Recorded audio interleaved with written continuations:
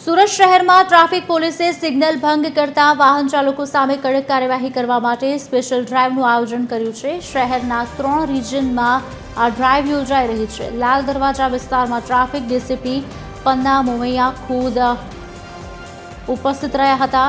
તેમણે લોકોને ટ્રાફિકના નિયમોનું પાલન કરવા અપીલ કરી। ડીસીપીએ સમજાવ્યું કે સિગ્નલ પર સ્ટોપ લાઇન પર જ વાહનો ઊભા રાખવા અને ડાબી બાજુની જગ્યા ખુલ્લી રાખવી। જો હવેથી વાહન ચાલકો નિયમ ભંગ કરશે તો તેમને પેનલ્ટી ફટકારવામાં આવશે।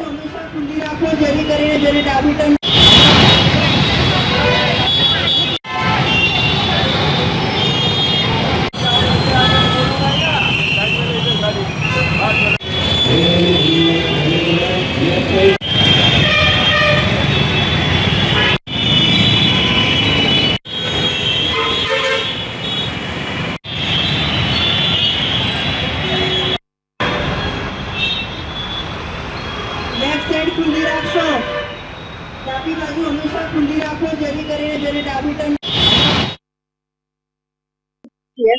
બેનર્સ અને માઇક દ્વારા લોકોને એજ્યુકેટ કરી રહ્યા છે। જ્યારે ટ્રાફિક નો સિગ્નલ બંધ થાય ત્યારે તમારે સ્ટોપ લાઇનની પાછળ ઊભા રહેવાનું છે।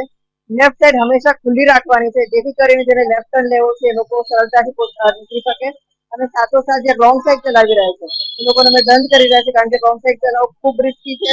પોતાની જિંદગી જોખમમાં નાખે છે અને સામેથી જે વ્હીકલ પોતાના રસ્તામાં સાચી રીતે આવતો હોય છે એને ખબર નથી હોતી એની સાથે એક્સિડન્ટ થઈ શકે છે।